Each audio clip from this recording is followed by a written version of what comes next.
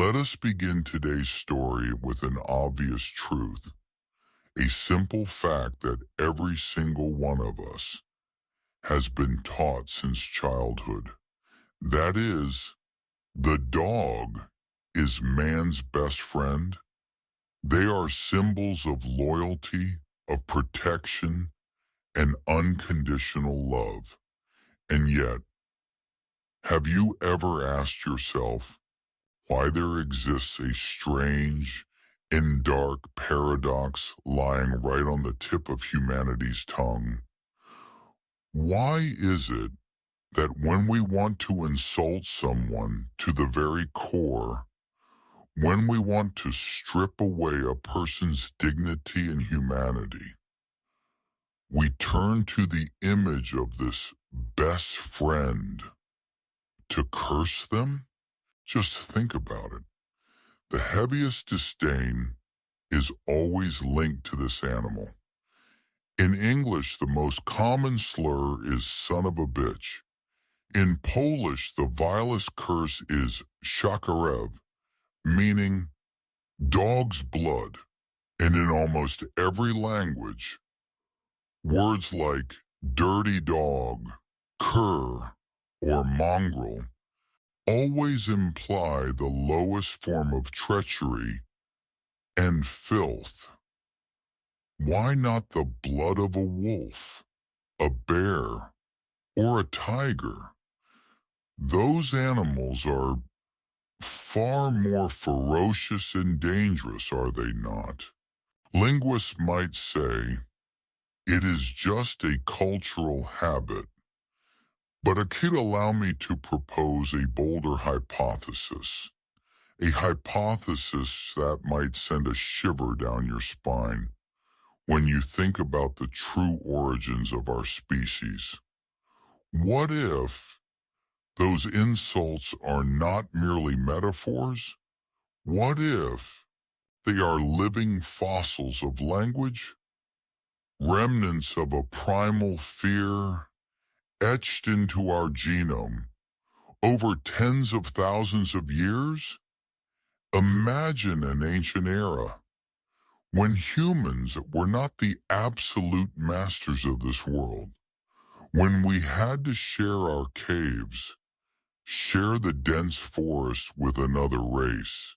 They walked on two legs, just like us. They had hands capable of wielding weapons, just like us.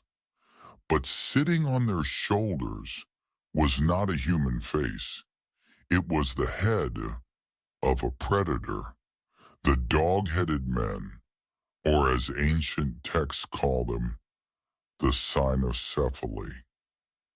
The hypothesis is this: could it be that all the unconscious revulsion we feel toward dogs today is actually the echo of a brutal war for survival that has long been forgotten? You might think these are just myths, monsters from the Odyssey, or legends of Anubis in Egypt. But no, today we are not talking about mythology.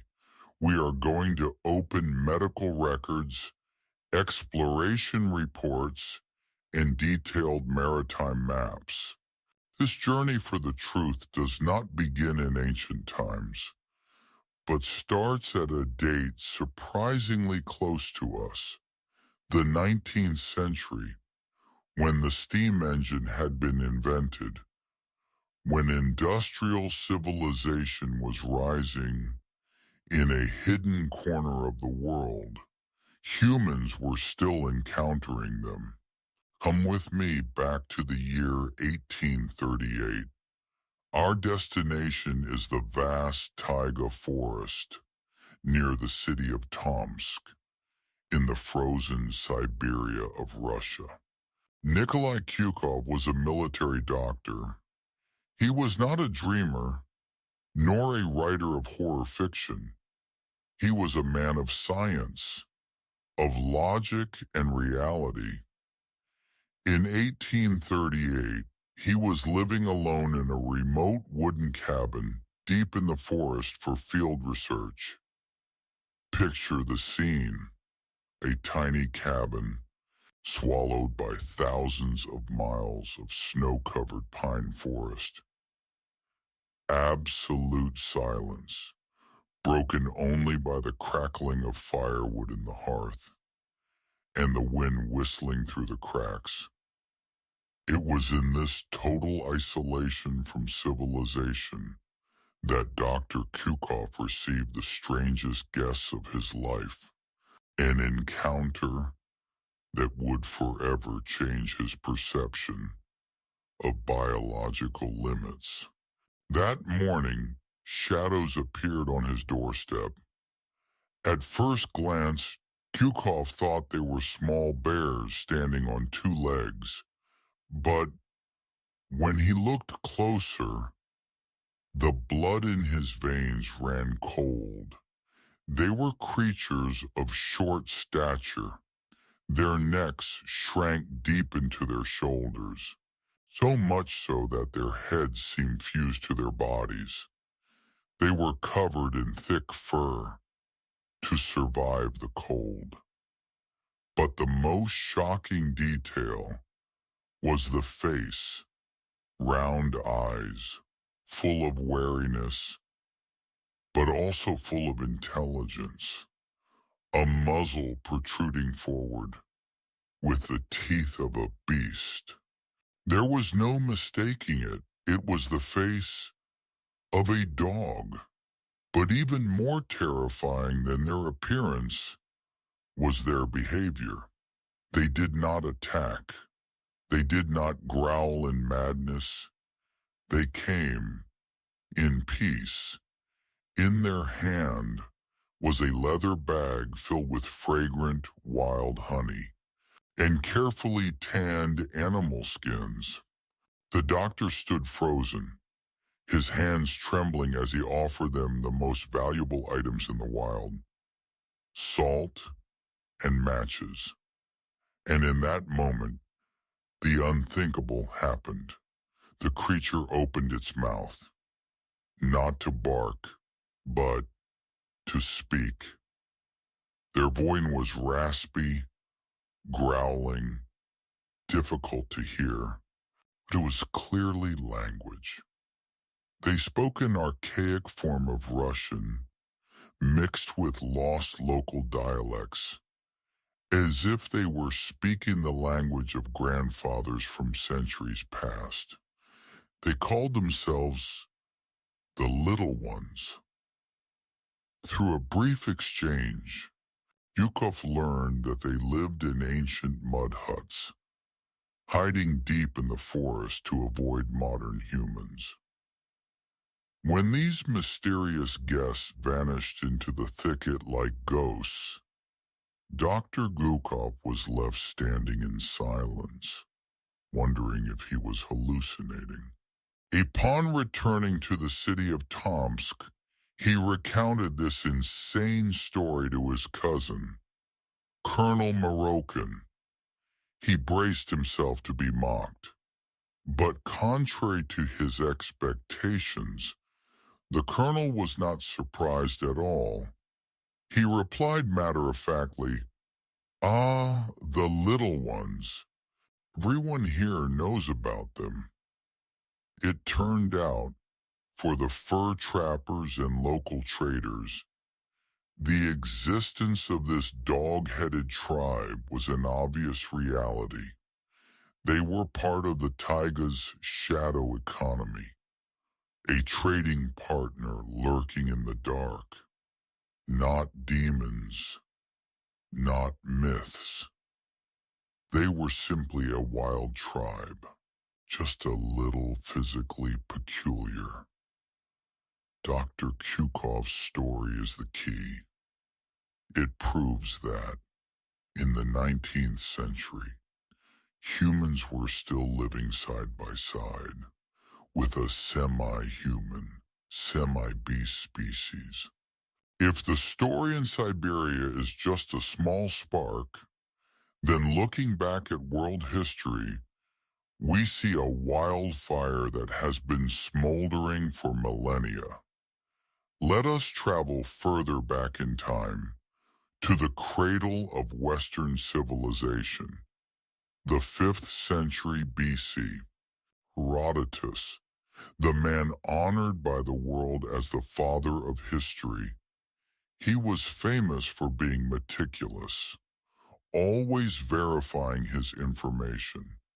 In his records of North Africa, modern-day Libya and Tunisia, Herodotus listed the native fauna. In that list, right next to elephants, lions, bears, and giant snakes, he calmly wrote, Cynocephali, the dog-headed men. To Herodotus, they were not mythical monsters. They were a normal biological organism, a part of the natural ecosystem, just like any other animal.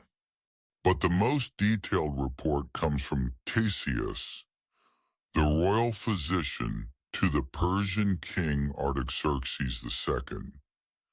As a royal doctor, he had access to classified documents from all over the vast empire. In his book Indica, writing about India, Theseus did not speak in vague terms. He provided statistics that are chillingly specific.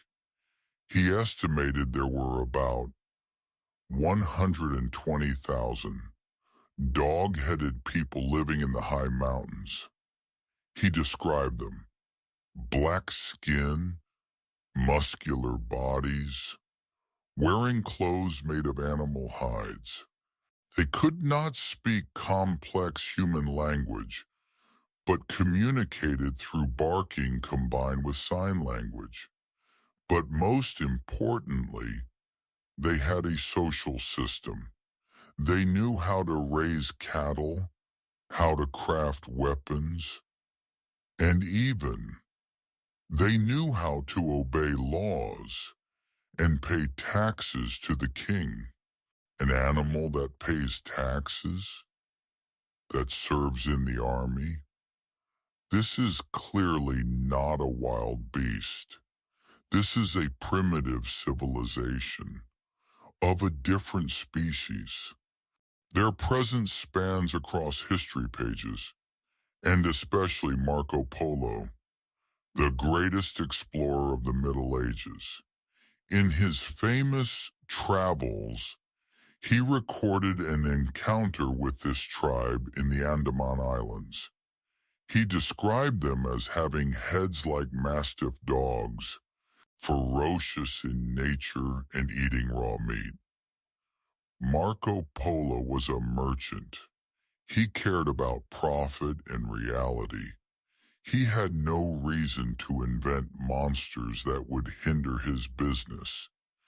And the most compelling evidence lies right on the medieval maps like the Ebstorf map or the Hereford map. Cartographers drew the location of the dog-headed people with great formality.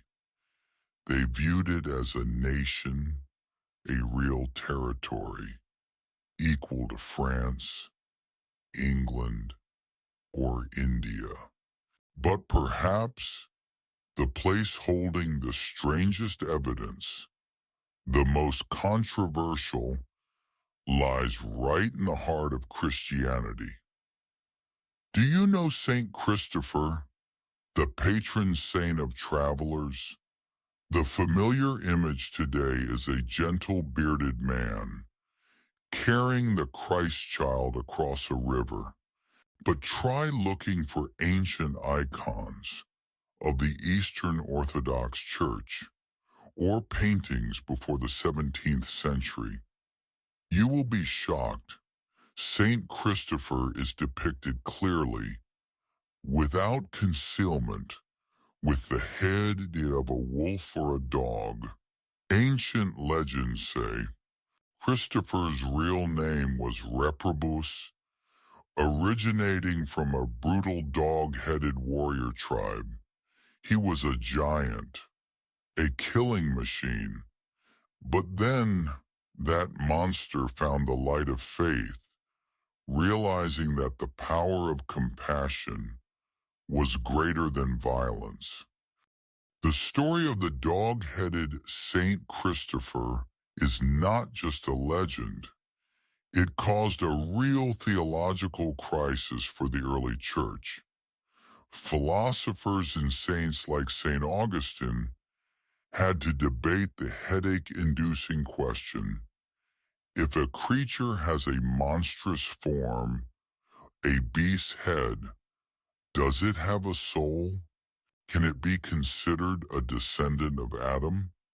And the final answer was yes. The Church's acceptance to canonize a dog-headed man proves that.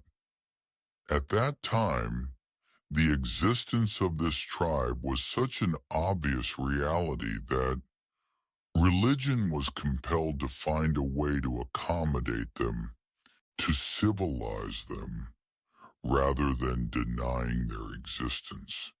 Leaving the dry historical texts, let us listen to the echo of folklore. In Croatia, a 104-year-old woman named Jerka Petrovic retold a haunting legend. It tells of a powerful king who lived in utter loneliness. He always covered his head with a cloth and crown because beneath it lay a terrible secret. He had a human body, but a dog's head. The fear of discovery made him cruel. Every barber who cut his hair was executed to keep the secret. The story only ended when a young man, through courage and wit, brought the king a loaf of bread mixed with mother's milk. Upon eating that bread, the human part of the king was awakened. He recognized the bond of motherhood, recognized humanity, and for the first time, he spared the barber's life. This story evokes a deep sadness. Could it be that there were hybrid individuals carrying the genes of the old species, trying to hide and blend into human society behind the mask of power?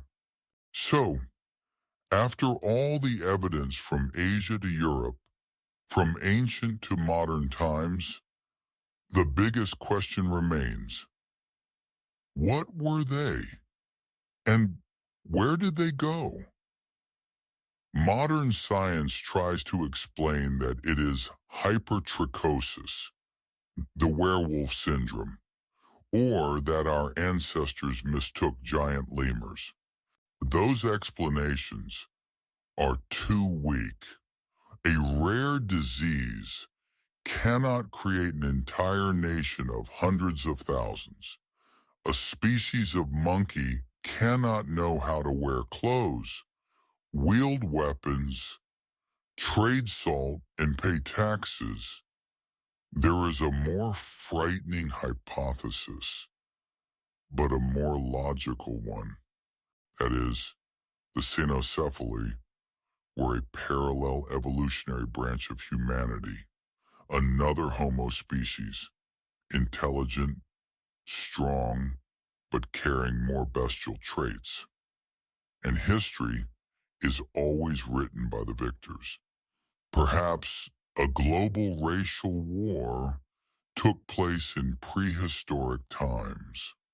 Brutal war between Homo sapiens and the Cynocephali.